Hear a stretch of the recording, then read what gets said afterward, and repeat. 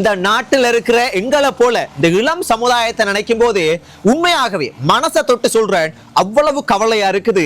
நான் சொல்ல போற இந்த ரெண்டு விஷயமும் பெற்றோர்கள் இளம் பிள்ளைகளுக்கும் மிக மிக முக்கியமானது.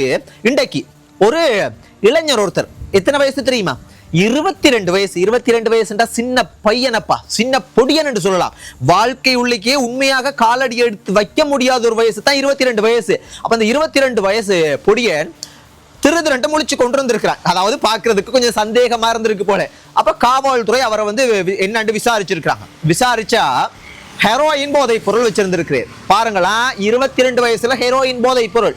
அப்ப அவரை கைது பண்ணி அவரை விசாரணை செய்து அவர வீட்டை சோதனை செய்திருக்கிறாங்க.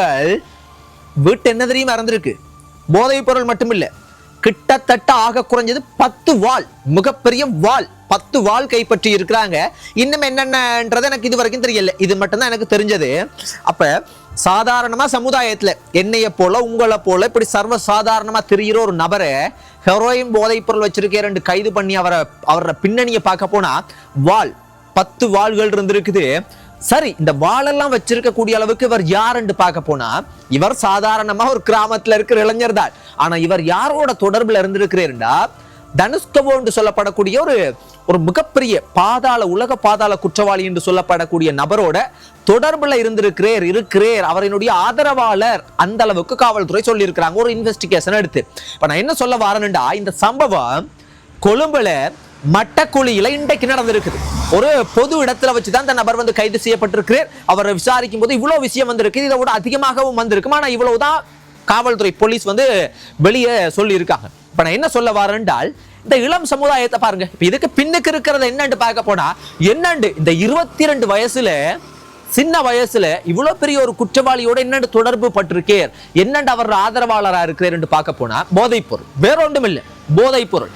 அப்ப இந்த இளம் சமுதாயம் இன்றைக்கு போதைப் பொருள் என்றது பாடசாலை உள்ளுக்கு, சமுதாயத்துல ஒவ்வொரு வீட்டுள்ளுக்கும், ஒவ்வொரு முக்கியமான அவ்வளவு இடங்களுக்குள்ளுக்குமே புகுந்துட்டு. அப்ப இதை ஏன் காவல்துறை கட்டுப்படுத்த முடியல?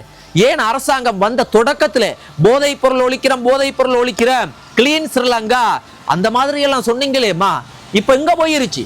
ஏன் போதைப் பொருளை நீங்கள் கவனம் செலுத்துறீங்கல்ல? என்ன நடந்தது? ஏன் அது அப்படியே ஒவ்வொரு அரசாங்கமும் புதுசா வந்தோன என்னென்ன பித்தலாட்டம் செய்வாங்க, என்னென்ன போதைப் பொருள் ஒழிக்கிறோம் என்ற நடவடிக்கை எடுப்பாங்களோ அதெல்லாம் இவங்களும் செஞ்சாங்க. அது 10 மடங்கு செஞ்சாங்க. ஆனா ஒன்றுமே அவ்வளவுதான். அது சும்மா ஒரு வாய்ப்பை சார்ந்தது. அந்த கொஞ்சம் நடவடிக்கை எடுத்தாங்க, அதோட முடிஞ்சிருச்சு. இந்த நாட்டை கட்டி எழுப்பணும் என்றால் போதைப் பொருள் ஒழிக்காம இந்த நாட்டை கட்டி எழுப்ப முடியாது. இன்றைக்கு சின்ன சின்ன பிள்ளைகள், சின்ன ஆக்கள் எல்லாம், இளைஞர்கள், இளம் சமுதாயம் போதைப் பொருள் பாதையில போனா என்னண்டையா அவர்கள் நல்லா படிப்பாங்க, என்னென்ற ஒரு நல்ல வாழ்க்கை அமையும், என்னென்ன திருமணம் பண்ணுவாங்க. அப்ப எங்க போகுது சமுதாயம்? போதைப் பொருளை ஒழிக்கிறதுக்கு அரசாங்கம் தொடக்கத்துல எவ்வளவு கவனம் செலுத்தினீங்க, அதே கவனம் ஏன் இப்ப இல்ல? அது மட்டும் இல்ல, எல்லாம் இன்னும் தெளிவா நான் உங்களுக்கு சொல்றேன். அது மட்டும் இல்ல, நான் எல்லாரையும் சொல்ல இல்ல, பெண் பிள்ளைகள் வேலைக்கு போறோம், அங்க போறோம், இங்க போறோம், தூரத்துக்கு போனா பெற்றோர்களே கடும் கவனமாக உங்களோட பிள்ளைகளை பாதுகாத்துக் கொள்ளுங்க. அவங்களையும் நான் தவறு சொல்லல, எல்லாரையும் சொல்ல இல்லையா. கஷ்டம், வறுமையின் காரணமாக சில இந்த மாதிரியான விஷயங்களுக்குள்ள போய் சிக்கப்பட்டு கொள்றாங்க. அது இப்படி நிறைய தடவை நானும் பாக்குறேன், நிறைய தடவை இந்த செய்திகள் எனக்கு கிடைக்குது.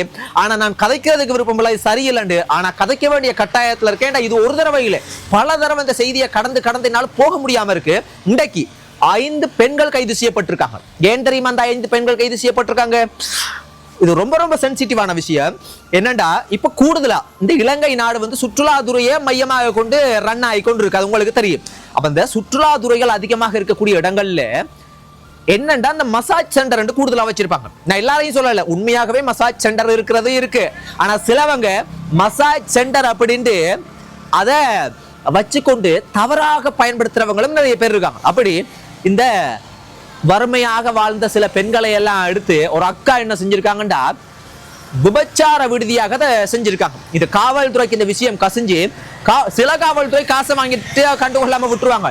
ஆனா இந்த காவல்துறை என்ன செஞ்சிருக்காங்கடா, அதை சுற்றி வளைச்சு அது உண்மையா பொய்யான்றதை ரவுண்ட் அப் பண்ணி அதை பார்த்திருக்கிறாங்க உண்மை. அப்ப அதனால 4 பெண்கள் கைது செய்யப்பட்டிருக்காங்க. அது இல்லாம அந்த மசாஜ் சென்டரினுடைய உரிமையாளரும் கைது செய்யப்பட்டிருக்காங்க. அந்த இன்னும் அந்த விவரங்களை நான் சொல்ல விருப்பப்படல. அவங்க எந்த இடம், எது எங்க சிக்கப்பட்டிருக்குண்டா, இன்றைக்கு பேலியகுடையில தான், அதை இன்னும் விவரமா நான் சொல்லலாம். ஆனா அந்த பெண்கள் பேலியகுடையை சேர்ந்த பெண்கள் இல்லை. நடந்திருக்கிற அந்த மசாஜ் சென்டர் பேலியகுடையில. ஆனா கைது செய்யப்பட்ட 5 பெண்கள்ல முக்கியமாக 4 பெண்கள் முக்கியமான சில இடங்களை சேர்ந்தார்கள். நான் இன்னும் இல்லாம பொதுவா சொல்றேன், வெள்ளவத்தையில உரிய பெண்கள் அதுக்குள்ள இருக்காங்க, நீர்கொழும்பை சேர்ந்த பெண்கள் இருக்காங்க. இன்னும் டீப்பா நான் சொல்ல விருப்பப்படல, அதை விட கூட நான் விவரத்தை சொல்லலாம், ஆனா அது சரியில்லை. ஆனா நான் என்ன சொல்ல வரேன் என்றால், அப்பா அம்மா கவனமாக உங்களோட பிள்ளைகளை பாதுகாத்துக் கொள்ளுங்க. அதே போல இளம் பிள்ளைகளும் வறுமை இதுகளை காரணம் காட்டி வேலைகளுக்கு போகும்போது உங்களோட வாழ்க்கையை சீரழிக்கிறதுக்கு, உங்களை வச்சு பணம் சம்பாதிக்கிறதுக்கு நிறைய கழுகு போல இருக்கிறாங்க இந்த நாட்டுல, இந்த தேசத்துல. அவர்களோட மிக மிக கவனமாக இருங்க. காசு பணம் எப்படியும் சம்பாதிக்கலாம், ஆனால் எங்களுக்குண்டு ஒரு மானம், எங்களுக்குண்டு ஒரு மரியாதை, எங்களுக்குண்டு ஒரு கௌரவம், எங்களுக்குண்டு ஒரு தன்மானம், எங்களுக்குண்டு ஒரு சரியான நீதியான எண்ணத்தோட நேர்மையோட வாழ்றதுக்கு நாங்க கற்றுக்கொள்ளணும். அதனால அந்த மாதிரியான பாதையில போகக்கூடாது சொந்தங்களே, போகக்கூடாது தங்கச்சிமார்களே. இவர்களினுடைய கைது செய்யப்பட்ட பெண்களினுடைய வயசு சின்ன வயசு. அதனால வேணாம் அம்மா, அதெல்லாம் மிக மிக பாவம், வேணவே வேணாம். யோசிச்சு பாருங்க இந்த நாட்டினுடைய நிலைமைய. 22 வயசுல ஹெரோயின் போதைப் பொருளோட கைது செய்யப்படுறீர். அதுவும் அவரை விசாரிக்கும் போது வீட்டுள்ளுக்கு 10 வாள் இருக்குது. பாதாள உலக குற்றவாளிகளோட தொடர்பு பட்டு இருக்கிறேன். இங்கால பெண்கள் இதெல்லாம் பார்க்கும்போது எவ்வளவு கவலையா இருக்குது. இந்த தேசம், இந்த இளம் சமுதாயம் எதை நோக்கி போகுது? அதனால இளம் பிள்ளைகளே மிக மிக கவனமாக இருங்க. இந்த போதைப் பொருள்ன்றது இன்றைக்கு பள்ளிக்கூடம் உள்ளுக்கு வந்துருச்சு. ஒவ்வொரு வீடுகள் அவ்வளவு கௌரவமாக, அவ்வளவு மரியாதையாக அந்த குடும்பத்தை கட்டி காக்கக்கூடிய குடும்பங்கள்ல அவமானப்படக்கூடிய அளவுக்கு சில விஷயங்கள் நடக்குது. போதைப் பொருளை தன்னுடைய பிள்ளைகள் பாவிச்சு தவறான பாதைகள்ல போற விஷயங்களை சமுதாயத்துல எப்படி வாழ்றதுன்னு தெரியாம எத்தனையோ நல்ல குடும்பங்கள், நல்ல அம்மா அப்பாக்கள், நல்ல பெற்றோர்கள் தலை குனிஞ்சு வாழக்கூடிய சூழ்நிலைக்கு தள்ளப்படுறாங்க. இது எல்லாத்துக்குமே முக்கியமான காரணம் யாருன்னு பார்க்க போனா, இன்றைக்கு நானோ நீங்களோ ஒரு கிராமத்துல ஒருத்தர் போதைப் பொருள் விற்கிறேன், அந்த போதைப் பொருளை பாத்தீங்கன்னா இளம் சமுதாயத்தை கெடுக்கிறாங்கன்றா தெரியும், உங்களுக்கு தெரியும். ஆனா நாங்கள் அதை ஒரு கோட்டை தாண்டி எங்களால செயற்பட முடியாது. ஏனென்றால் சட்டம்ன்றது இருக்கு. அதனால நாங்க அதை கடந்து செயற்பட முடியாது. அதை செய்ய வேண்டியது உங்களோட கிராமத்தில் இருக்கக்கூடிய ஜிஎஸ். அதை உண்மையாகவும் நேர்மையாகவும் பொறுப்பாக நடந்து கொள்ளணும்.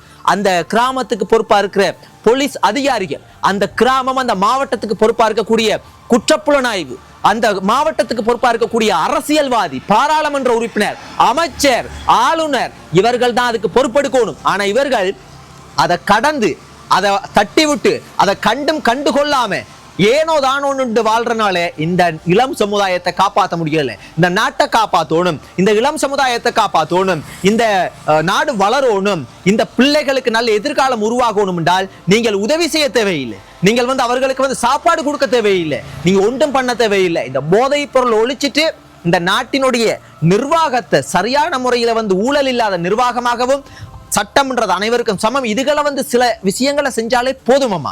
அதை விட்டுட்டு நாட்டை கட்டி எழுப்புறோம், அதை செய்யறோம், இதை செய்யறோம் என்று வீர வசனங்களை, இந்த பொய்யான பிரச்சாரங்களையும் பொய்யான கதைகளையும், இந்த காதுக்கு தேன் போல சில விஷயங்களை கதைச்சு இந்த நாட்டை குட்டிச்சவராக்கி இருக்கிறதுதான் மிச்சம். சிங்களவர், தமிழர், முஸ்லிம், பரங்கியர், அது இது எல்லாத்தையுமே கொஞ்சம் ஒரு ஓரமா வச்சுட்டு மனிதனாக இந்த நாட்டை நேசியுங்க. இந்த நாட்டை பாத்தீங்கன்னா நீங்க காப்பாற்றணும், இந்த நாட்டுக்கு உண்மையாக வேலை செய்யுங்க, சேவை செய்யுங்க.